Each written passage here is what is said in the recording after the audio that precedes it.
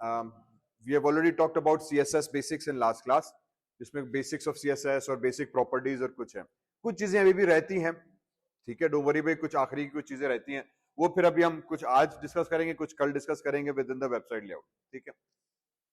आज बेसिकली जो करना है कि हमें एक वेबसाइट बनानी है from start using CSS, okay, using HTML and CSS. By that we mean कि एचटीएमएल और सीएसएस का इस्तेमाल करते हुए एक कंप्लीट हमें वेब लेआउट का बनाना है। ये वही चीज है जो मैंने लैब मैनुअल के अंदर कल हमने डिस्कस की थी। तो 2 वेबसाइट्स आज मुझे बनानी है वेरी क्विकली, तो let's start with it very quickly and very easily, ठीक है। पहली चीज ये वाली, सो पहला वेबसाइट, हमें ये वाली वेबसाइट बनानी है सीएसएस के थ्रू। ऑब्वियसली एचटीएमएल बेसिक है, एचटीएमएल वाला पार्ट हम वीक 1 के अंदर कर आए, मैं दोबारा एचटीएमएल भी कराऊंगा ताकि कुछ चीजें हम और कर सकें। तो एचटीएमएल भी आज हम करेंगे कि यार इसकी एचटीएमएल हम कैसे लिखें, और फिर उसके बाद ये सीएसएस हम डिजाइन कैसे करें कि ये वाला जो लेआउट है हमारे पास, जिसमें हेडर आ गया, जिसमें हमारे पास मेन्यू आ गया, जिसमें जिसको हम कहते हैं 3 कॉलम स्ट्रक्चर, वो 3 कॉलम स्ट्रक्चर हम कैसे क्रिएट करें, ठीक है। उसके बाद फिर नीचे फुटर आ गया।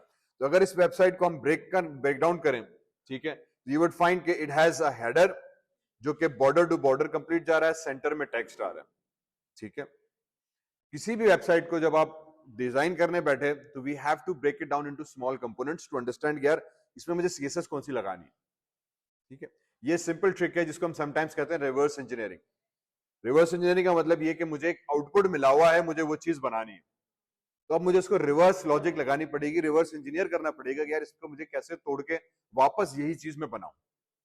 एक जैसे प्रोजेक्ट हमने कहा कि मैं सिर्फ आपको टाइटल दे दूंगा यार ये वाली वेबसाइट बनाओ, उसमें हमें कोई इनिशियल गाइडेंस नहीं है, तो उसको फिर हम जीरो से अपनी मर्जी से अलग तरीके से अप्रोच करते हैं। मैं अभी उस पर हम कल बात करेंगे, लेकिन अभी मैंने आउटपुट दे दिया, ये आउटपुट मुझे चाहिए, इसको बनाना है। तो उसको अगर मैं रिवर्स इंजीनियर करने बैठा, मैंने कहा सबसे पहले हेडर आ जाएगा, टॉप का हेडर है, सेंटर में टेक्स्ट आएगा, कलर चेंज होगा, पूरे हेडर का बैकग्राउंड हमारे पास ग्रे हो गया। फिर सेकंड लाइन पे मेन्यू आ गया, मेन्यू कंप्लीट ब्लैक कलर का एक मेन्यू आ गया, जिसमें मेन्यू के लिंक्स हमारे पास आ जाएंगे बटन्स की सूरत में। हमने कहा ठीक। तीसरा फिर ये 3 कॉलम स्ट्रक्चर कहलाता है, मींस मेरा जो वेब पेज का एरिया है वो 3 बेसिक कॉलम्स के अंदर हमारे पास ब्रेक हो जाएगा। हमने कह दिया ठीक। अब ये कैसे होगा, और आखिर में ऑब्वियसली फुटर आ जाएगा। इसको करने के लिए सबसे पहले लेट्स स्टार्ट विद एचटीएमएल। तो सबसे पहले हम स्टार्ट करेंगे एचटीएमएल कोड के साथ। एचटीएमएल कोड के अंदर हमने अगेन वही चीज करेंगे, I will be using VS code.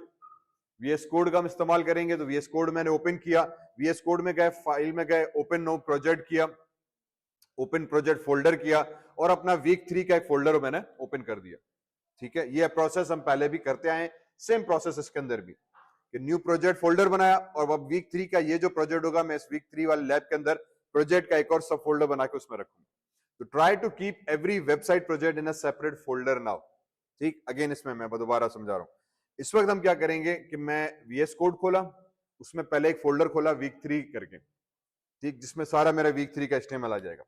Week 3 के अंदर मेरे पास 5-6 चीजें आएंगी, 5 तकरीबन 6 प्रोजेक्ट्स हैं, ठीक है। इस वीक के अंदर तकरीबन 6 प्रोजेक्ट्स हैं। प्रोजेक्ट्स का मतलब ये कि एक प्रोजेक्ट के अंदर मल्टीपल फाइल्स इस्तेमाल होंगे। तो फिर मैं वीक 3 के अंदर एक और फोल्डर बनाऊंगा जिसका मैं नाम रखूंगा प्रोजेक्ट 1, और प्रोजेक्ट 1 का सारा डेटा उसमें रखूंगा। फिर वीक 3 के अंदर ही एक और फोल्डर बनाऊंगा प्रोजेक्ट 2 करके, फिर सारा फोल्डर फाइल्स उसमें रखूंगा। फिर प्रोजेक्ट 3 करके सारी फाइल्स उसमें रखेंगे, क्योंकि लैब के अंदर भी जो आपको मैनुअल में दूंगा उसमें तकरीबन 7 प्रोजेक्ट्स हैं, इंक्लूडिंग दिस वन। तो ये भी ऑलरेडी सोर्स कोड लैब वाले उसमें मौजूद है, मैंने गूगल क्लासरूम पे शेयर कर दिया है। इस कोड ऑलरेडी आपके पास मौजूद है, स्लाइड्स भी मैंने उसमें ऑलरेडी शेयर कर दी, ठीक है। इसका मतलब ये कि उसमें तकरीबन 7 प्रोजेक्ट्स आपको बनाने। तो 7 प्रोजेक्ट्स एक फोल्डर में मत रखो। अगेन वही, as a professional developer try to keep a separate project folder for every file, ठीक है। तो ये रेकमेंडेड एक चीज आई थी, कंपल्सरी नहीं है, make it a habit. Recommended है कि हर प्रोजेक्ट आप अलग फोल्डर से बना रहे हो। अगर वीक 3 का मैं प्रोजेक्ट बना रहा हूं तो वीक 3 के फोल्डर होगा, उस वीक 3 के अंदर अब मेरे पास 7 फोल्डर्स होंगे, project 1, project 2, project 3, project 4, project 5, 6, 7, ठीक है। चले सही। तो मैंने एक फोल्डर बना दिया, उसके अंदर आ गया बॉयलर प्लेट एचटीएमएल कोड हमने लिख दिया। स्टैंडर्ड एचटीएमएल कोड हर प्रोजेक्ट के अंदर जाता है, एचटीएमएल आएगा, हेड आएगा, बॉडी आएगी। हमने कहा every website in the world has this basic structure, ये लिखना लाजमी है, ठीक। उसके बाद फिर आ जाते हैं हमने सीएसएस। तो मैंने सबसे पहले क्या किया होता है, एचटीएमएल फाइल बनाई, एचटीएमएल फाइल बना के हमने उसके अंदर बेसिक कोड रखा। इसी तरह सीएसएस की भी एक डमी फाइल बना दी, ठीक है। सीएसएस की भी कंट्रोल एन करके एक ब्लैंक फाइल बना दी, उसका नाम हमने रख दिया सीएसएस स्टाइल शीट या जो भी। इस वक्त मैंने उसका नाम दिया हुआ है डब्ल्यू, ये वाला वेबसाइट 3 स्टाइल्स करके, .css एक्सटेंशन दे दी, सेम फोल्डर के अंदर मैंने वो वाली फाइल यहाँ पे ओपन भी की हुई है ब्लैंक करके। ठीक, तो ये ब्लैंक फाइल हमने बना दी, ब्लैंक में HTML बनाया, HTML में बॉयलरप्लेट HTML लिखा और ये लिंक वाला टैग दे दिया। ये मेरे पास एक्सटर्नल CSS आया। अगेन वही 3 स्टेप्स, CSS को इस्तेमाल करने के 3 स्टेप्स। पहला स्टेप कि किस टाइप की CSS यूज करनी है मैंने, इनलाइन, इंटरनल या एक्सटर्नल। इस वक्त मैंने एक्सटर्नल पे आऊंगा। सेकंड स्टेप फिर मैं सेलेक्टर्स पे जाऊंगा कि यार कौन सा सेलेक्टर यूज करना है, किस टैग पे जाना है। तीसरा फिर उसकी प्रॉपर्टीज पे। तो पहला जो स्टेप है हमने एक्सटर्नल CSS पे आगे कि यार मैंने एक्सटर्नल CSS यूज करनी है, हमने कह दिया अच्छी बात है। अब आ जाते हैं पहले HTML का कोड कंप्लीट करते हैं। ठीक है, जो मेरा आउटपुट था उसमें सबसे पहले ऊपर आ जाना था हेडर, तो मैंने हेडर के लिए बॉडी के अंदर हेडर का टैग बनाया। अब यहाँ पे हम क्या कर रहे हैं, अभी मैं div यूज कर रहा हूँ। वीक 1 के अंदर हमने एक्चुअली फोकस किया हुआ था HTML5 लेआउट टैग्स के ऊपर, जिसमें हेडर का टैग अलग था, नेव का टैग अलग था, कंटेंट का टैग अलग था, फुटर का टैग अलग था। परफेक्ट है, वो भी आप इस्तेमाल कर सकते हो, नो प्रॉब्लम। इस वक्त मैं दूसरी अप्रोच यूज कर रहा हूँ। ठीक है, इस वक्त हम दूसरी अप्रोच कर रहे हैं ताकि दोनों तरीकों से हम जरा समझ सके यार वो भी सही है, ये भी सही है। Certain developers nowadays HTML5 latest के हिसाब से वो वाले टैग इस्तेमाल कर रहे हैं। जो कन्वेंशनल पुराने डेवलपर्स हैं मेरी तरह, हम लोगों को अभी भी div टैग ज्यादा पसंद आता है। div टैग क्या है? It's an empty container, nothing else to it. Simple एक कंटेनर है जिसके अंदर आप चीजें रखते हो बस। क्योंकि एक टैग के अंदर, HTML के अंदर, वेबसाइट के अंदर बहुत सारे कंटेंट एक साथ आ जाता है। जैसे कि यहाँ पे ये मेरे पास दूसरा div आ गया जिसमें मैंने लिंक्स बनाए हुए। इसका मतलब ये कि मेरे पास तकरीबन 6-7 एंकर टैग्स आएंगे जिससे मैं लिंक बनाऊंगा। तो अभी बजाय कि मैं 6-7 एंकर टैग्स को अलग अलग इंडिविजुअली हैंडल करूं, मैंने उन तमाम को उठाया, एक div टैग बनाया, उसमें डाल दिया, तो ये कंटेनर बन गया। अब इस कंटेनर से क्या होगा कि जब मैं कंटेनर पे काम करूंगा ना, तो ये ऑटोमेटिकली पूरे div को हैंडल कर रहेगा। एडवांटेज ये मिल जाता है, just like a grouping thing. ठीक है, div का विजुअली कोई अपीयरेंस नहीं है, it's just behave like a container. सही है, तो हमने कंटेनर बनाया पहले हेडर का, उसमें हमने h1 टैग डाल दिया। असल में आउटपुट हमें h1 का नजर आ रहा है, और फिर इस div को मैंने क्लास दे दी हेडर करके। अगेन वही CSS सेलेक्टर देना है मुझे, क्योंकि मुझे पता है कि मुझे CSS सेलेक्टर देना है, मतलब ये कि CSS से मुझे बताना है कि भाईजान मैंने कौन से टैग पे ना काम करना है। तो मैंने इसको कह दिया यार ये क्लास वाला पर, मैंने इसको नाम दे दिया। फिर मैंने एक और div बनाया, एक और ग्रुप बनाया, एक और कंटेनर बनाया, उसके अंदर मैंने ये तमाम एंकर टैग, ये लिंक्स डाल दिए। ठीक है, इस लिंक्स का आके हमने एंकर टैग्स बना दिए। यहाँ पे हमें पता है कि जब भी मुझे HTML में लिंक बनाना है, लिंक से मतलब ये कि जब मैं उस पर क्लिक करूंगा तो दूसरे पेज पे जाएगा, जब मैं उस लिंक पे क्लिक करूंगा तो दूसरे पेज पे जाएगा। Every website in the world uses primarily anchor tag, कोई और दूसरा टैग है ही नहीं।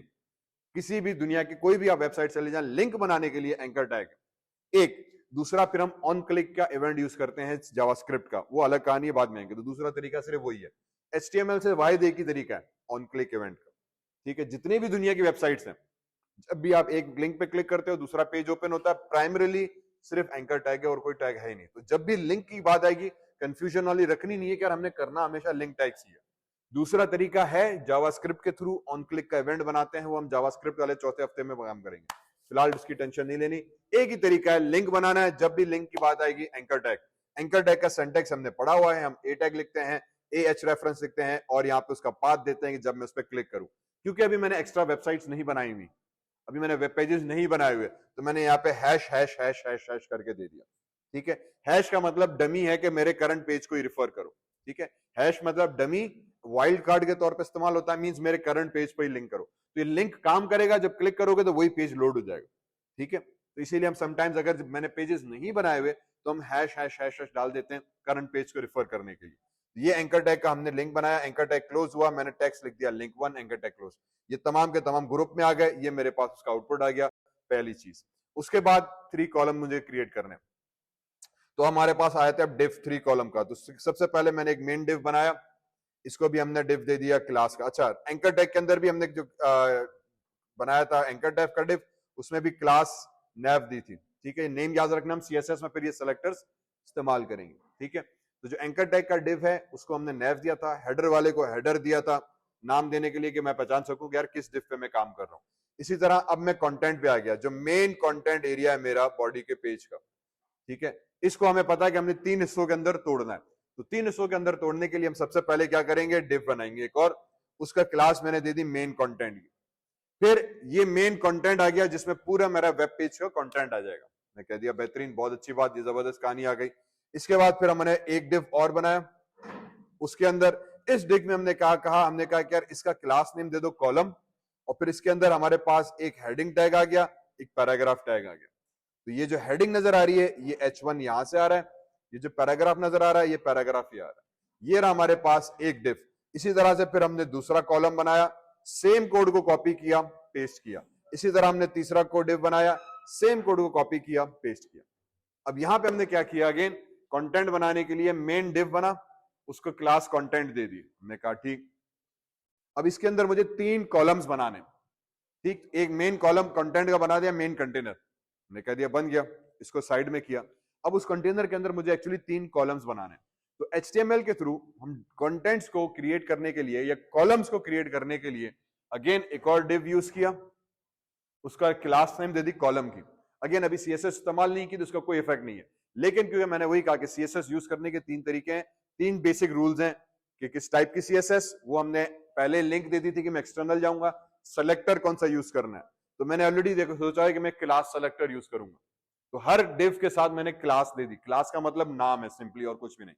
क्लास का मतलब कि यार इस डिव का मैंने नाम रख दिया है बच्चे का कि यार ये वाला डिव है इसको मैं क्लास कहके पुकारूंगा, ये वाला डिव है इसको मैं कॉलम कहके पुकारूंगा। सॉरी, ये कंटेंट हो गया, ये कॉलम हो गया। तो ये वाला डिव बनाया, क्लास कॉलम कर दिया, H1 दे दिया, पैराग्राफ दे दिया, सिंपल, ठीक। या जितना भी जो भी आप इसके अंदर डालोगे, अब ये आपका मेन डिव आ गया। अब क्योंकि कॉलम बनाना था तो मैंने इस पूरे डिव को उठाया, इसको 3 दफा कॉपी कर दिया, तो सेम क्लास नेम रखी। अब ये चीज यहां पे इंपॉर्टेंट है, कॉलम बनाने के लिए हमने यहां पे सेम कॉलम नेम यूज किया, तो ये कॉलम नेम भी सेम आया, क्लास नेम इधर भी सेम आया, ठीक है। तीनों को सेम क्लास नेम दे दिया ताकि अब इन तीनों को मैं इकट्ठा पहचान सकूं। यस, किस डिव को सेंटर में करें? फर्स्ट वाले डिव को हम सेंटर में करें। सेंटर में हम कॉलम को अलाइन करने के लिए फ्लोट यूज करते हैं, ठीक है। मैं भी उस पे आता हूं, आगे एग्जांपल्स हैं हमारे पास, ठीक है।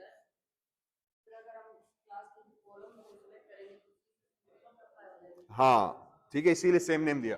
यहाँ पे तीनों को सेम नेम देने का मकसद ये हुआ कि हमारे पास जब मैं CSS कॉलम पे अप्लाई करूंगा तो एक्चुअली तीनों कॉलम्स पे आएगा, तो तीनों कॉलम एक जैसे बन जाएंगे, ठीक है। तभी हम इसको 3 में इक्वली डिवाइड कर पाएंगे।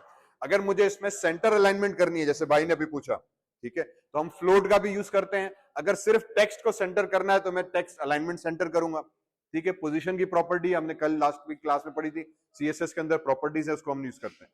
पोजीशन से भी कर सकते हैं, फ्लोट से भी कर सकते हैं। मैं भी आगे एग्जांपल कराऊंगा तो होपफुली थोड़ा सा बात क्लियर हो जाएगी, ठीक है। यहां तक HTML समझ में आई, ठीक। उसके बाद फिर हमने फुटर डाल दिया, यहाँ पे फुटर के लिए मैंने एक और डिव बना दिया, ठीक। फुटर नीचे डाल दिया, उसके लिए एक और डिव बनाया। हेंस इस वक्त जो हम टिपिकल स्ट्रक्चर HTML का यूज कर रहे हैं, ये वो कन्वेंशनल मेथड है कि पूरे वेबसाइट को हमने डिव बनाया और डिव के अंदर रखे हुए। डिव मींस कंटेनर है, ग्रुपिंग है और कुछ नहीं। जो कंटेंट एक्चुअली वो डायरेक्ट नहीं रखा, डिव्स के अंदर हमने डाल के रखा हुआ, ठीक है। आजकल जो HTML5 का लेटेस्ट स्टैंडर्ड है उसमें सेक्शन हेडर्स, सेक्शन लेआउट के टैग्स आ गए, जो वो यूज हो रहे हैं, वो भी कर सकते हैं। पुराने जितने आपको एग्जांपल्स मिलेंगे कन्वेंशनल तरीका, ये डिव डिव डिव डिव के थ्रू हम काम कर रहे हैं। ये चीज हो गई। अब उसके बाद आते हैं CSS पे। ये सिंपल हमारे पास एक स्टैंडर्ड स्टैटिक लेआउट बन गया। यहां तक वीक 1 में भी हमने काम किया हुआ था। अब आते हैं यार इसकी CSS पे हम कैसे काम करें। तो सबसे पहले what I will do is I will open the CSS file, जिसको मैंने ऑलरेडी लिंक किया हुआ है, वहां पे आ गया और अब इसमें मैं CSS कोड लिखूंगा। पहली चीज हमने इसमें लिखी static box sizing border boxing, ठीक है। अब यहां पे हमने क्या किया, स्टैटिक वाला सिलेक्टर यूज किया। स्टैटिक हमें पता है मींस कि तमाम यूनिवर्सल सिलेक्टर है, तमाम टेक्स्ट के ऊपर आ जाएगा। वहां पे हमने एक प्रॉपर्टी यूज की है बॉक्स साइजिंग की, बॉर्डर बॉक्सिंग, क्या हर कंपोनेंट को एक बॉर्डर बॉक्सिंग के साथ उसके लेआउट के साथ ऑर्गेनाइज करो।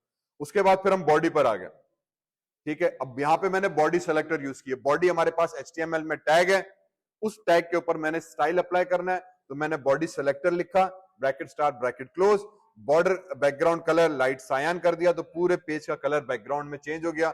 हमने मार्जिन उसकी 0 कर दी, तो तमाम के तमाम 0 बॉर्डर के साथ स्टार्ट होना शुरू हो गया, ठीक है।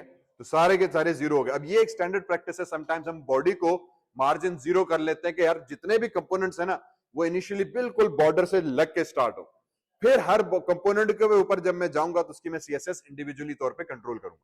ये एक तरीका है। अगेन अब ये मेरा तरीका है या मैंने जो कोड लिखा है उसमें हमने ये चीज की है। जरूरी नहीं कि आप जब करो तो आप भी यही एग्जैक्टली करो, या जब मैं एवेल्युएट करूंगा तो मैं एग्जैक्टली यही चीज देखूंगा, नहीं, हर किसी का अपना एक पैटर्न होता है, ठीक है। हर किसी का अपना पैटर्न होता है, इसीलिए दुनिया की हर वेबसाइट मुख्तलिफ है। अब जो हम सीएसएस करेंगे ना, ये मैंने अपनी सोच और अपने हिसाब से ना सीएसएस डिजाइनिंग की है। ये करने का मेरा एक तरीका है, आप लोगों का तरीका मुख्तलिफ हो सकता है, नो प्रॉब्लम विद दैट। हाँ, एटलीस्ट करेक्ट होना चाहिए, लेकिन डिजाइन वाइज आप अपने हिसाब से कंप्लीट चेंज कर सकते हो। Do remember with that, do not always think यार जो मैं बता रहा हूं यही सही तरीका है। ये एक तरीका है, दुनिया का हर डेवलपर अपने हिसाब से अपनी अप्रोच खुद डेवलप करता है, ठीक है। तो ये एक अप्रोच होती है कि हम बॉर्डर को बॉडी के अंदर ही मार्जिन को 0 कर दिया ताकि अलाइनमेंट हमारे पास सेंटर हो गई, ठीक है। तो अलाइनमेंट जो है हर कंपोनेंट की एंड से स्टार्ट होगी, अब मुझे उसकी अलाइनमेंट मैनेज करना आसान हो जाएगा, सेंटर नहीं होगी, एंड से मैनेज करना आसान हो जाएगी। उसके बाद फिर हम कॉलम्स पे, हेडर पे आ जाते हैं। सबसे पहले तो मैंने कहा यार डिव में जाओ, एक डिव में बनाकर आया था, डॉट उसके अंदर मैंने क्लास नेम लगाई हुई है हेडर। उस डिव जिसकी क्लास नेम हेडर है ना, उसको उठा के लाओ और उसके ऊपर अब ये वाली सीएसएस अप्लाई करो। कौन सी सीएसएस है? सबसे पहले हमने बैकग्राउंड कलर्स का कर दिया लाइट ग्रे, तो बैकग्राउंड कलर हमारे पास लाइट ग्रे हो गया, ठीक। क्योंकि मैंने ऑलरेडी मार्जिन 0 की हुई है, तो जितनी एक्स्ट्रा स्पेसेस है ना सब खत्म हो गई और border to border component already बन गया, ठीक है। तो ये मार्जिन 0 करने का एडवांटेज ये मिला कि जब बैकग्राउंड लगाया तो कंप्लीट आ गया। ऊपर से हमने इसको ऑलरेडी बॉक्स बॉर्डर किया हुआ है। मैं इसके ऊपर एंड में आता हूँ, थोड़ा सा भी पूरा कॉन्सेप्ट क्लियर हो जाए, फिर ये बॉक्स साइजिंग आपको बाद में समझ में आएगी, ठीक है। इसी तरीके से फिर पैडिंग आ जाते हैं।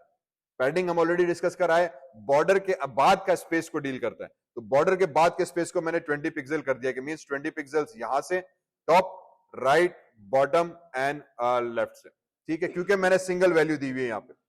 जब सिर्फ पैडिंग लिखोगे, सिंगल वैल्यू दोगे, दैट मींस के चारों तरफ हमें वो चीज चाहिए, तो चारों तरफ हमें वो सेम वैल्यू अप्लाई कर देगा। वरना आप padding left, padding right, padding bottom, padding top, चारों अलग अलग भी लिख सकते हो। सिर्फ पैडिंग लिख के उस पर ये 4 वैल्यू भी दे सकते हो। ये 3-4 तरीके हैं लिखने के, कोई भी आप अडॉप्ट कर सकते हो। अगेन हर किसी की अपनी अप्रोच है। Some developers tend to write this thing 4 separately, padding left, right, top, bottom, वो कहते हैं मुझे पता हो कि एग्जैक्टली में क्या हो रही है। सम एक पैडिंग लिख के उस पर 4 वैल्यूज दे देते हैं। कहीं पे जैसे यहां पे हमने किया हुआ सिर्फ पैडिंग लिख के 25 लिख दिया, इसका मतलब ये हुआ कि चारों तरफ 25 लगा दो। एक वैल्यू दोगे तो चारों तरफ लगा देगा, ठीक है। तो यहां पे हमने चारों तरफ वो पैडिंग लगा दी, खत्म हो गई। फिर हमने कह दिया भाईजान text alignment centre.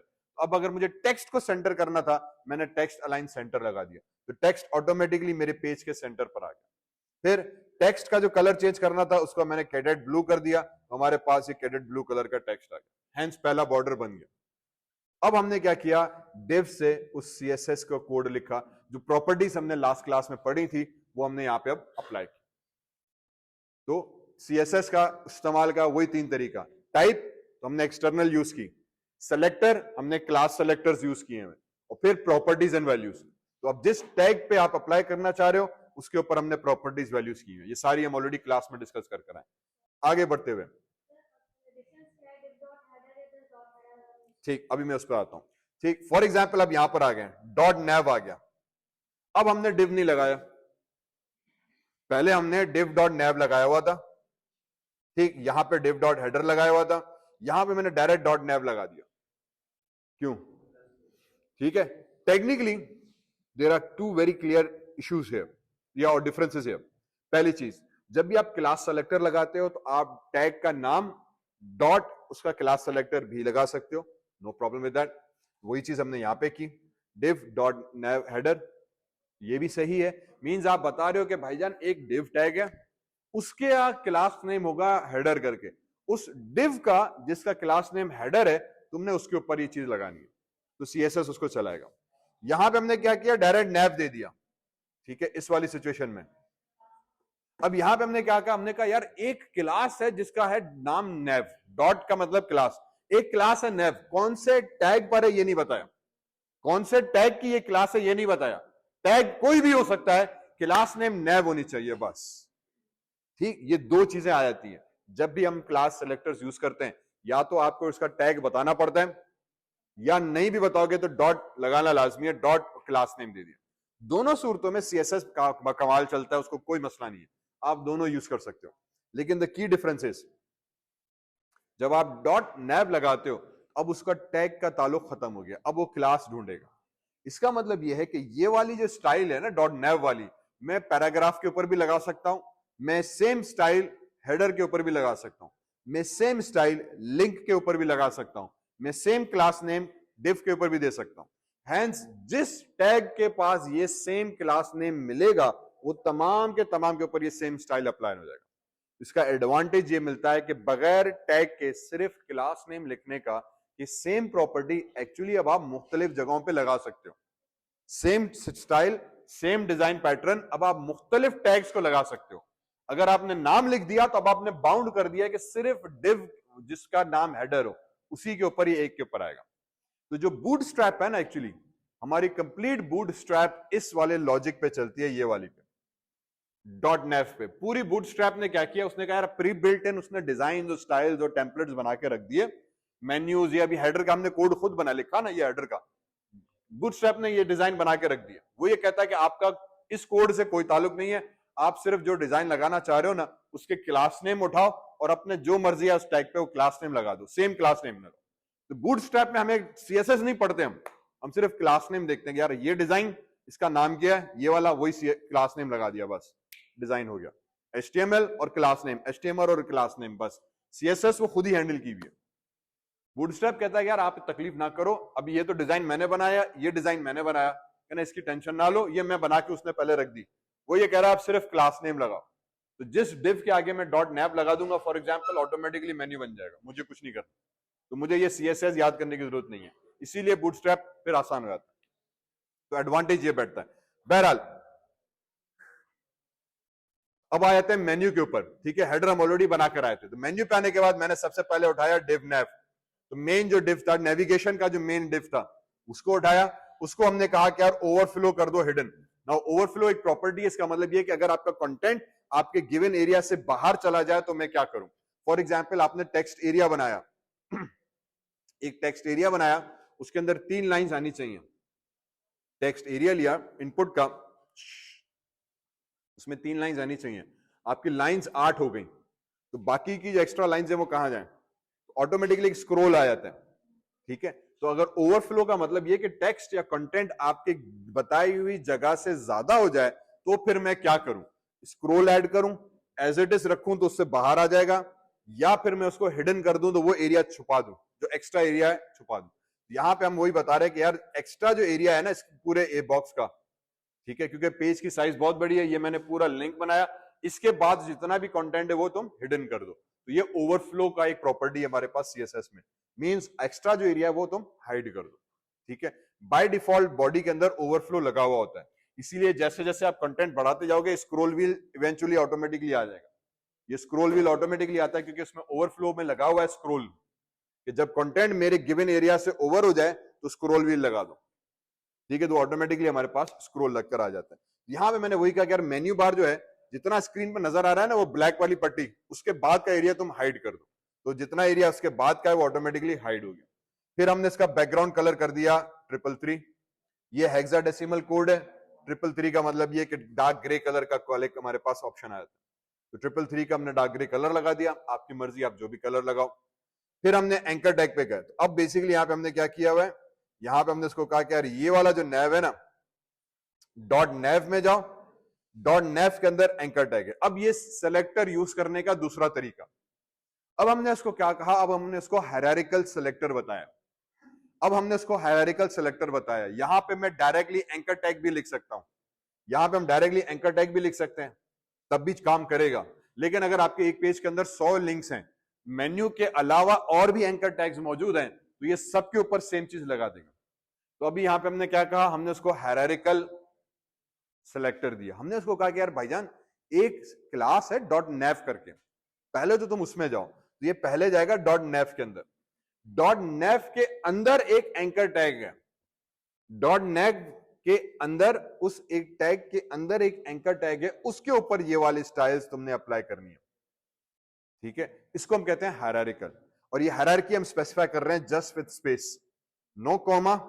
Comma means grouping, वो ग्रुप वाला सेलेक्टर अलग था, चौथा नंबर जो हमने CSS में पढ़ा था, ये ग्रुपिंग नहीं है, ये हायरार्किकल है, सिर्फ स्पेस से आइडेंटिफाई हो रहा है कि यार एक क्लास हजरत अंग्रेज, सॉरी हजरत हम बताते खुद ने बनाई है, इसका नाम .nav लिखा हुआ है, उस .nav के अंदर हमने ना एक और सब ग्रुप सब टैग लगाया हुआ है एंकर करके, तो उस एंकर टैग में जाओ, उसके ऊपर ये वाले स्टाइल्स अप्लाई करो। कौन सा स्टाइल्स हैं, सबसे पहले फ्लोट लेफ्ट कर दिया, फ्लोट लेफ्ट का मतलब ये कि तमाम कंटेंट्स को लेफ्ट साइड से स्टार्ट करो, ठीक है। तो तमाम कंटेंट्स, हर लिंक एक दूसरे के लेफ्ट पर आ जाएगा, ठीक। फ्लोट लेफ्ट का मतलब ये लेफ्ट से करो। इसको अगर आप राइट कर दोगे तमाम कंटेंट राइट पे चले जाएंगे, इसको आप सेंटर कर दोगे तो तमाम कंटेंट सेंटर पर आ जाएंगे। तो ये दूसरा तरीका है कंटेंट्स को अलाइनमेंट का सेट करने का, किसी भी कंटेंट को, टेक्स्ट नहीं। अब यहां पे मैं पूरे एंकर टैग कंटेंट की बात कर रहा हूं, एलिमेंट की बात कर रहा हूं। इस मेन्यू को मैंने अलाइन करने के लिए हमने फ्लोट लेफ्ट कर दिया। जब फ्लोट लेफ्ट किया फिर डिस्प्ले कर दिया ब्लॉक का। अगेन डिस्प्ले भी हमने सीएसएस में पढ़ा था, ब्लॉक लेवल एलिमेंट बनाने के लिए कि हर कंपोनेंट को अपना इंडिविजुअल ब्लॉक बना के रखो, इनलाइन नहीं, ब्लॉक की सूरत में। लेकिन ब्लॉक न्यू लाइन पे आना चाहिए, यहां पे न्यू लाइन पे नहीं आ रहा। रिमेंबर, डिव टैग, जब भी आप डिव यूज करोगे कंटेंट ऑटोमेटिकली न्यू लाइन पे जाएगा। जब भी हेडर यूज करोगे कंटेंट ऑटोमेटिकली न्यू लाइन पे जाएगा। जब भी पैराग्राफ यूज करोगे कंटेंट ऑटोमेटिकली न्यू लाइन पे जाएगा, ठीक। क्यों जाएगा? क्योंकि इनको हम कहते हैं block level tags. Header H1 tag जब भी इस्तेमाल होगा न्यू लाइन पे जाएगा, ब्लॉक लेवल है। पैराग्राफ ब्लॉक लेवल है, न्यू लाइन पे जाएगा। डिव ब्लॉक लेवल है, न्यू लाइन पे जाएगा। बोल्ड, इटैलिक, अंडरलाइन, स्पैन, ये कहलाते हैं इनलाइन टैग्स। जब भी यूज करोगे न्यू लाइन पे ऐड नहीं होंगे, वहीं के वहीं काम होगा, ठीक है। यहां पे हम स्पेसिफिकली बता रहे तो सिर्फ ब्लॉक हो जाओ। ब्लॉक का मतलब नई लाइन ऐड करो, लेकिन उसके बावजूद भी न्यू लाइन ऐड नहीं हो रही, तमाम लिंक्स एक ही उस पर आ रहे हैं। क्यों? क्योंकि ऊपर वाला फ्लोट किया हुआ है। फ्लोट से यहां पे सिर्फ अलाइनमेंट कंट्रोल नहीं होती, उसकी पोजीशन भी मैनेज होती है। फ्लोट बता रहा है कि यार जो कंपोनेंट है ना, वो हर कंपोनेंट एक दूसरे के लेफ्ट पे रखो। अब ये उसके ब्लॉक लेवल वाली जो फीचर है उसको ओवरराइड कर देता है यहाँ पे। उसके बाद फिर हमने कलर कर दिया व्हाइट, जो फ्रंट टेक्स्ट का आ गया। फिर हमने उसको कह दिया टेक्स्ट अलाइनमेंट सेंटर, तो हर कंपोनेंट के बीच में टेक्स्ट सेंटर अलाइनमेंट में आ गया। फिर हमने उसको कह दिया पैडिंग, तो 12 और 20। अब यहाँ पे दो पैडिंग्स मैंने और दे दी। 12 का मतलब ये कि ऊपर से 12 पिक्सल्स और लेफ्ट और राइट से हमारे पास 20 पिक्सल्स का गैप आ गया। तो ये पूरे बटन की सूरत में हमारे पास कंपोनेंट यहाँ पे क्रिएट हो गया। और फिर हमने उसकी टेक्स्ट डेकोरेशन कर दी नन। टेक्स्ट डेकोरेशन नन का मतलब ये हुआ कि बाय डिफॉल्ट एवरी लिंक हमारे पास जो है वो अंडरलाइन होता है, ब्लू कलर में होता है, और क्लिक होने के बाद पर्पल कलर हो जाता है। एवरी एंकर टैग जो है, एवरी ए टैग जब आप बनाते हो बाय डिफॉल्ट अंडरलाइन होगा, ब्लू कलर में होगा और पर्पल होगा जब उस पर हम क्लिक करेंगे। ये सारी डेकोरेशन मैंने खत्म करनी है, तो हम टेक्स्ट डेकोरेशन नन कर देते हैं। टेक्स्ट डेकोरेशन नन से ये नॉर्मल टेक्स्ट बन जाएगा, बस। अब हमने यहाँ पे क्या किया, हमने यहाँ पे मुख्तलिफ स्टाइल्स यूज करते हुए सीएसएस को जो है वो अपने उस कोड के अंदर सेटअप कर दिया। मुख्तलिफ स्टाइल्स यूज किए हैं, वही स्टाइल जो अभी हम पढ़ कर आए, उसको उठाया और ये पूरा लिंक बन गया, सिंपल। ओके, देन फाइनली इसमें हमने हवर इफेक्ट क्रिएट किया। अब हमने इसको कहा कि यार डॉट नेव में जाओ, एंकर टैग उठाओ, कॉलन सूडो क्लास लगाई हवर वाली, कि जब कर्सर इसके ऊपर मैं हवर करूं तो उसके नतीजे में क्या होना चाहिए। तो हमने उसको कहा कि जब कर्सर इसके ऊपर हवर हो तो उसके नतीजे में आप क्या करो, उसका बैकग्राउंड कलर कर दो व्हाइट, और फिर उसका जो टेक्स्ट कलर है वो ब्लैक कर दो। जैसे ही माउस उसके ऊपर मूव करेगा, कर्सर हमारे पास इवेंट ट्रिगर करेगा। इवेंट ट्रिगर करने के नतीजे में इस बटन का जो कलर है वो बैकग्राउंड कलर हो जाएगा व्हाइट, और टेक्स्ट का कलर रिवर्स होकर ब्लैक हो जाएगा। हेंस ये हमारे पास एक इंटरैक्टिव बटन की सूरत में काम करेगा, ठीक। ये हुआ एक सिंपल कोड जिसके तहत हम पूरा का पूरा मेन्यू सिस्टम यहाँ पे बना रहे हैं, ठीक है। इस पूरे सिस्टम के तहत, ये 3 क्लासेस के तहत एक मेन्यू सिस्टम का ये आइडिया यहाँ पे बना। अगेन ये एक अप्रोच है, ठीक है। नेक्स्ट एग्जांपल में अलग अप्रोच यही होगी, थोड़ी सी प्रॉपर्टीज डिफरेंट है। ये हमारे पास पूरा का पूरा ये 3 टैग्स बने जिससे हमने एक कंप्लीट मेन्यू सिस्टम बनाया। थोड़ी बात समझ में आई? अगेन ये वो रटा रखने वाली बात नहीं है, ये नहीं सोचो कि यार मुझे अब ये पूरा रटा मार के रखना है। ये वो प्रॉपर्टीज हैं, चीजें जो आपको सिर्फ कॉन्सेप्ट समझना है। वही चीज कि सीएसएस को यूज करने का जो आखिरी तरीका है वो यही है कि प्रॉपर्टीज का। तो अब हम प्रॉपर्टीज यूज कर रहे हैं और उसके नतीजे में हमारे पास इफेक्ट आ रहा है। मैं यहाँ पे फ्लोट लेफ्ट कर रहा हूं तो लेफ्ट पे जा रहा है, ब्लॉक कर रहा हूं तो ये चौकोर ब्लॉक लेवल पे कंपोनेंट आ रहा है, कलर व्हाइट कर रहे हैं तो व्हाइट टेक्स्ट आ रहा है, टेक्स्ट अलाइन सेंटर किया तो सेंटर हो गया, पैडिंग दे दी तो थोड़ा सा स्पेसेस आ गए बीच में, फिर हमने टेक्स्ट डेकोरेशन नन की तो अंडरलाइन गायब हो गई, मेरे पास कंप्लीट बैकग्राउंड आ गया, ठीक। ये जो बैकग्राउंड था वो पेरेंट वाला जो डिव था उसके ऊपर मैंने कलर बैकग्राउंड लगा दिया तो पूरा ब्लैक आ गया।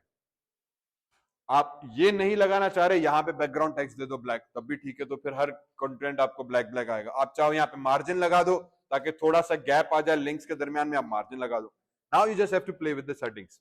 तो बेसिक आइडिया वही है सीएसएस की प्रॉपर्टीज। हर प्रॉपर्टी कोई ना कोई इफेक्ट डालती है, हम उसको कंबाइन करके लिखते हैं तो कंबाइन हमारे पास रिजल्ट आ जाता है।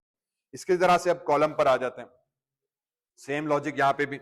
जब कॉलम पे आएंगे तो हमारे पास अब क्या आ जाएगा, सबसे पहले डिव कंटेंट, जो मेन डिव है हमारे पास, जो मेन डिव था जिसके अंदर हमने 3 डिव्स कॉलम वाले बनाए थे, मेन जो कंटेंट वाला डिव है पहले मैंने उसको उठाया, उसको मैंने कह दिया यार तुम्हारा बैकग्राउंड कलर जो है ना वो लाइट स्टील ब्लू हो जाए। ठीक है, तो जो बैकग्राउंड कलर है हमारे पास वो लाइट स्टील वाला ब्लू वाला ये वाला कलर हो गया, मैं कह दिया ठीक। फिर उसके बाद हमने डॉट कॉलम उठाया, ये डॉट कॉलम वही जो डिव थे, अब जो इंटरनल कॉलम थे 3 डिव बनाए थे हमने, dot column dot column dot, तीनों को कॉलम कॉलम कॉलम हमने दिया था। अब जब मैं सीएसएस लिखूंगा एक ही दफा तीनों के ऊपर अप्लाई हो जाएगी। अब यहाँ पे मैंने डिव नहीं लिखा, मेरी मर्जी, ठीक। यहाँ पे हमने डिव कंटेंट लिखा था, यहाँ पे नहीं लिखा, मेरी मर्जी। अब ये इस वक्त दोनों चीजें बताने का मकसद ये बात समझाने के लिए कि आप डिव कंटेंट भी लिख सकते हो, डिव कॉलम भी लिख सकते हो, ठीक। अगर आप यहाँ पे चाहो तो डिव कॉलम भी लिख सकते हो जैसे यहाँ पे लिखा हुआ है, लेकिन मैंने अब यहाँ पे डिव सिर्फ नहीं लिखा, कॉलम लिखा हुआ। Technically, as a developer, when you start developing, you need to follow a standard approach. तो वहां पे रेकमेंड किया जाता है कि यार या तो सिर्फ डॉट क्लास लिखो, डॉट क्लास, या अगर आप लिख रहे हो तो पूरा tag dot class, tag dot class, tag dot, कोई एक तरीकेकार लिखो ताकि आपको कोड समझ में आए कि गेम में हो क्या रहा है। इस वक्त मैंने दोनों चीजें की हुई है, ठीक है। ये अप्रोच समझाने के लिए है। Professionally if I am developing तो मैं एक अप्रोच उठाऊंगा, एक से मकसद कि सिर्फ या तो क्लास यूज करो या टैग और क्लास, तो हर जगह पे फिर टैग और dot class, tag dot class, tag dot class, ताकि आपका कोड कंसिस्टेंट लगे। इस वक्त कंसिस्टेंट नहीं है, यहां पे टैग डॉट क्लास है, यहां पे सिर्फ डॉट क्लास है, तो ये चीज कंसिस्टेंट नहीं है, पर ये यहां पे अभी समझाने की गरज से, ठीक। यहां पे आने के बाद अब कॉलम बनाना है, कॉलम बनाने के लिए हमने फ्लोट लेफ्ट कर दिया। अगेन फ्लोट लेफ्ट का मतलब ये कि बाय डिफॉल्ट इफ यू जो HTML नोट करो, हर कॉलम नेक्स्ट न्यू लाइन पे आ रहा था, क्योंकि डिव यूज किया, डिव ब्लॉक लेवल है। अब मुझे उस न्यू लाइन की जगह पे उसको उठा के ना एक दूसरे के साइड में लेकर आना है। तो ये जो लेआउट है ये सिर्फ हम कंट्रोल कर रहे हैं एक प्रॉपर्टी से जिसका नाम है हजरत फ्लोट। फ्लोट यूज करने से क्या हो रहा है कि वो उसके न्यू लाइन को खत्म कर रहा है, ठीक, और उसको उठा के ना हर कंपोनेंट को एक दूसरे के लेफ्ट पे लाके रख रहा है, हर कंपोनेंट को एक दूसरे के लेफ्ट पे लाके रख रहा है बस। तो यहाँ पे हर जो टैग था हमारे पास वो हर लेफ्ट में आ गया, और कॉलम जो था सॉरी वो हर एक दूसरे के लेफ्ट में आ गया। फिर उसको हमने कहा यार उसकी विड्थ 33.3%। अब विड्थ 33.3% क्योंकि अब पहली चीज यहाँ पे परसेंट यूज की हुई है, ठीक, परसेंट साइन है, और दूसरा विड्थ है। विड्थ मींस इस कॉलम की विड्थ में कितनी रखूं, तो मैंने इसको कह दिया कि यार इस कॉलम की जो विड्थ है ना तुम बाय डिफॉल्ट कर दो 33.3%। ये नंबर कहां से आया, 100, यस एग्जैक्टली, ठीक है। बाय डिफॉल्ट हमें पता है कि अगर हमें परसेंट में बात करूं तो एक पेज की पूरी साइज होती है 100%। जब उसको आप डिवाइड करोगे 3 के अंदर तो 33.3 वैल्यू आती है। तो यहाँ पे हमने वही वैल्यू रखी है कि यार इसकी जो विड्थ है वो 33.3.3 कर दो, ठीक है। तो वो परसेंट में दे दी। अब इसका मतलब है कि ये जो डिव का कॉलम आएगी वो 33.3, दूसरा 33.3, तीसरा 33.3, तीनों 33.3 हो गए। तीनों क्यों है, क्योंकि तीनों की अंदर डिव एक ही क्लास नेम एक ही है, तो तीनों फ्लोट लेफ्ट हुए, तीनों की विड्थ सेम हुई। बैकग्राउंड कलर हमने तीनों का ग्रे कर दिया और थोड़ी सी हमने इसमें पैडिंग दे दी, तो थोड़ी सी पैडिंग आ गई हमारे पास 10 पिक्सल्स की, अप डाउन लेफ्ट राइट, और इसी तरह से उसकी हमने लाइट ग्रे बैकग्राउंड कर दिया, कहानी खत्म, ठीक।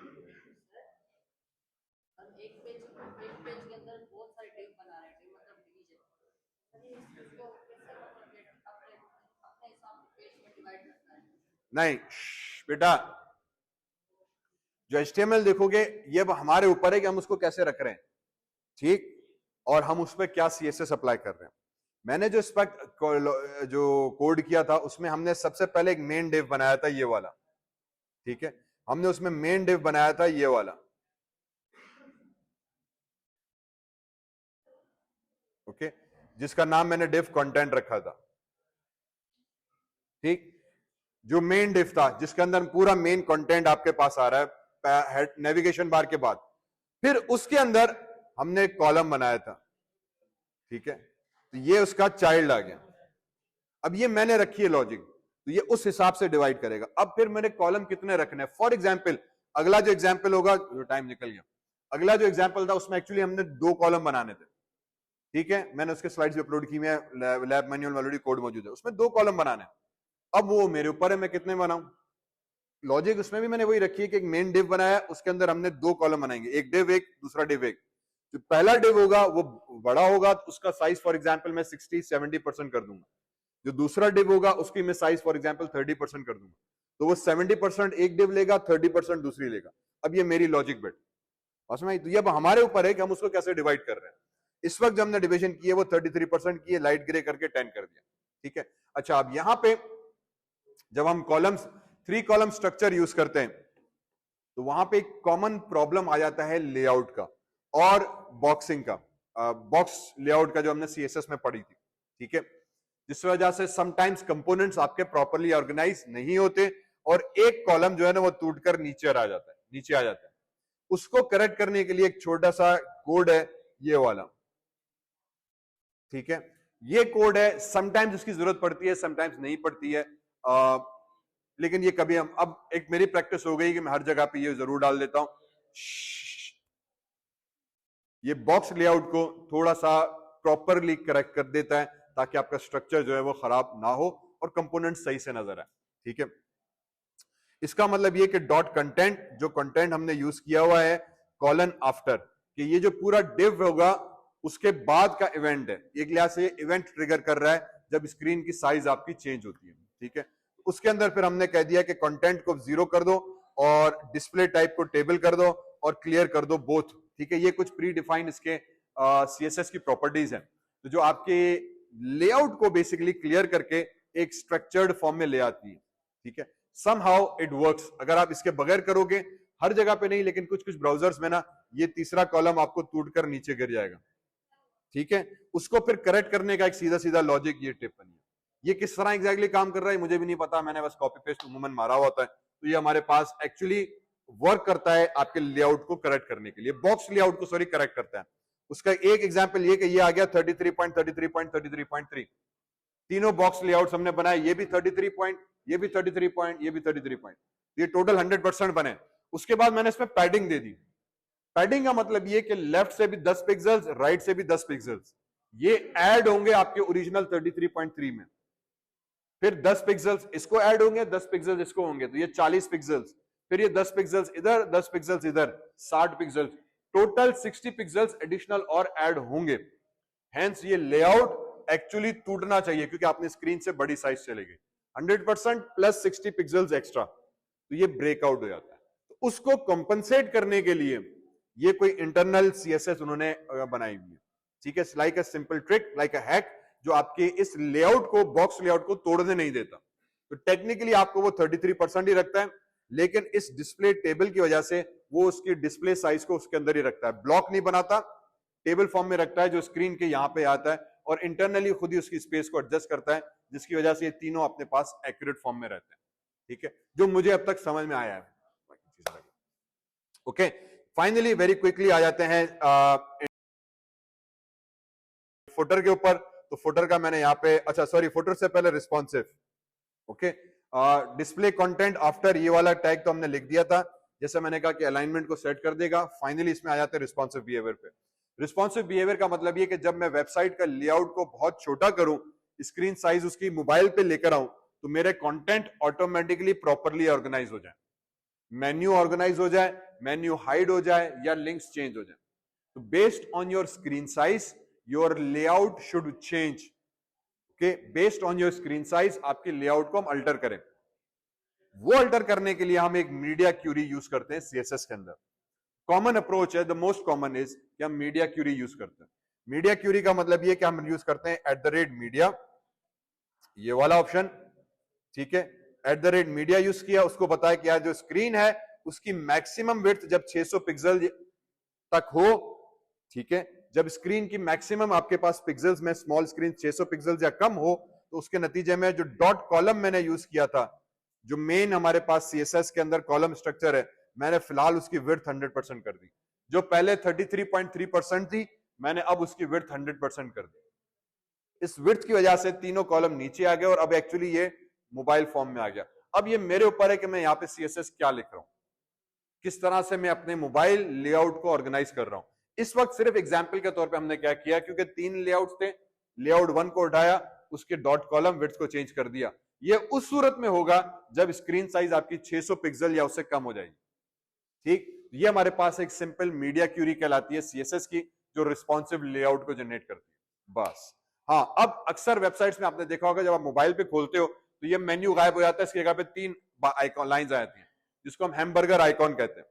अब ये फिर मुझे सीएसएस यहाँ पे लिखनी पड़ेगी कि इफ ये हैपन हो रहा है तो ये जो मेन नेव था इसका डिस्प्ले हम कर देंगे हिडन।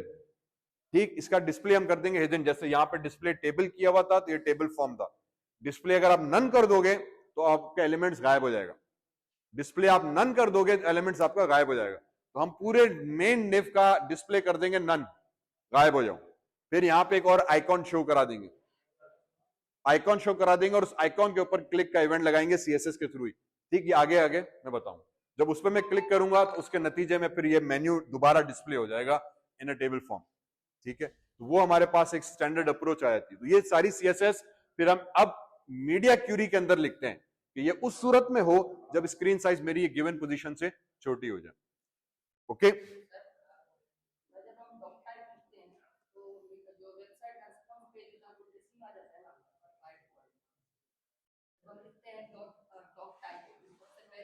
ठीक, वो डॉक टाइप तो बताते हैं कि डॉक्यूमेंट की टाइप एचटीएमएल है। नहीं, उसमें अंदर नहीं आता, उसमें नहीं नहीं नहीं, नहीं। जब हम डॉक टाइप देते हैं, डॉक टाइप मेटा डेटा है। ठीक है बेटा, 5 मिनट और। ठीक, हाँ, मेटा डेटा जो है वो डॉक्यूमेंट टाइप बताता है कि ये डॉक्यूमेंट टाइप एचटीएमएल की है। डॉक टाइप वो रिस्पॉन्सिव नहीं करता। फिर उसके अंदर हम एक और हेड के अंदर लिंक लिखते हैं विड्थ एंड हाइट की। ठीक है, वो भी फैसिलिटेट होती है इसकी बेस पे। ठीक है, पर वो भी कंप्लीटली रिस्पॉन्सिव नहीं करता। रिस्पॉन्सिव का मतलब ये हुआ कि आपका लेआउट तब्दील हो। ठीक है, मैं अभी एग्जांपल और देता हूं। फॉर एग्जांपल, अच्छा, फुटर पर आ गए थे, फुटर पे हमने एज इट इज वही चीज बैकग्राउंड कलर और फॉन्ट दे दिया था।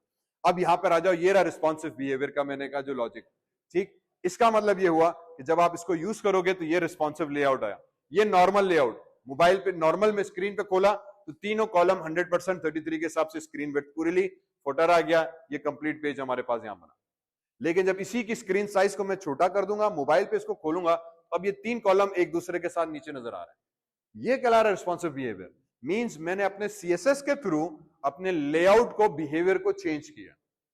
रिस्पॉन्सिव लेआउट या रिस्पॉन्सिव बिहेवियर का मतलब ये हुआ कि when the screen size changes, आपका कंटेंट उसके हिसाब से ऑटो एडजस्ट हो जाए। तो यहां पे पहले यू 3 नजर आ रहे थे इस मोबाइल नॉर्मल डेस्कटॉप पे, मोबाइल के ऊपर आपको एक्चुअली तीनों कॉलम एक दूसरे के नीचे नजर आ रहे हैं, क्योंकि मैंने मीडिया क्यूरी के तहत इसके लेआउट की विड्थ को, हर कॉलम की विड्थ को 100% कर दिया। तो जब ये 100% हुआ तो दूसरा भी 100% हुआ, तो तीसरा भी 100% हुआ। इवन दो उसमें फ्लोट और बाकी चीजें लगी हुई हैं, लेकिन क्योंकि आपने विड्थ 100% कर दी तो ऑटोमेटिकली स्क्रीन के पूरे ऊपर आ गया। तो ये मेरे पास अब रिस्पॉन्सिव लेआउट आ जाएगा, ये मेरे पास नॉर्मल आ जाएगा। जब आप इसको कोड को रन करोगे दोनों चीजें आ जाएंगी। स्क्रीन को पकड़ के छोटा करोगे तो यू विल सी दिस के कंटेंट ऑटोमेटिकली एडजस्ट हो रहा है। रिस्पॉन्सिव का मतलब ये हुआ। जब प्योर एचटीएमएल में लिखते हैं ना, एचटीएमएल से रिस्पॉन्सिव नहीं आता। हाँ, वो जो मेटा डेटा है वो फैसिलिटेट करता है रिस्पॉन्सिव क्यूरी को, डेफिनेटली उसको फैसिलिटेट जरूर करता है, लेकिन बिहेवियर जब तक आप सीएसएस से उसको बताओगे नहीं, वो खुद से कुछ नहीं उठाएगा। ठीक है, ये चीज रही यहां तक। ओके, फिर ये था वीक 1 का टास्क। वीक 1 में हमने सिंपल एचटीएमएल यहां तक काम किया था, ये पूरा हमारे पास वीक 1 का काम आ गया। ठीक है, दिस इज वीक 1, हमने कह दिया परफेक्ट हुआ। ये हमारे पास अभी वीक 2 और वीक 3 का जो सीएसएस है, कि उसी वेबसाइट पे जब मैं सीएसएस लगाऊंगा तो ये यहां से कन्वर्ट होकर ये वाली चीज बन जाएगी। इससे पहले लिंक्स हमारे पास इस तरह नजर आ रहे थे, जब सीएसएस लगाई तो पूरा मेन्यू बना, हेडर बना, कॉलम स्ट्रक्चर बना, फुटर बना वगैरह। ठीक है, तो दिस इज व्हाट वी से कि power of CSS. Simple HTML को हम डिजाइन एलिमेंट के साथ कन्वर्ट करते हैं। अब एचटीएमएल में वही रखूंगा, मैं सीएसएस अगर मुख्तलिफ करता जाऊंगा तो मैं कंप्लीट लेआउट्स को तब्दील कर सकता हूं। ठीक है, हर सीएसएस से मैं सेम एचटीएमएल का मैं मुख्तलिफ सीएसएस बना सकता हूं। ओके, अब ये मेरा एक अप्रोच थी डिजाइन की। आपकी मर्जी, आप किसी और तरीके से भी डिजाइन कर सकते हो, as long as you understand कि यार एक्चुअल में सीएसएस की जो गेम है वो वही 3 प्रिंसिपल्स पे है। कि कौन सी सीएसएस? सेलेक्टर्स मैटर करते हैं ज्यादा, फिर प्रॉपर्टीज, हर प्रॉपर्टी कुछ ना कुछ एक्शन कर रही है। अब उसको कैसे कंबाइन करके मुझे डिजाइन अचीव करनी है वो मेरे ऊपर है। ठीक है, एक तरीका हमने अभी देखा, इसी तरीके से कुछ और तरीका है, नेक्स्ट क्लास में फिर हम उसके ऊपर बात करेंगे। ठीक है, यहां तक बात समझ में आई? चलें ठीक, थैंक यू वेरी मच। इंशाल्लाह फिर अगली क्लास में मिलते हैं, फिर उसमें एक और वेबसाइट के एग्जाम्पल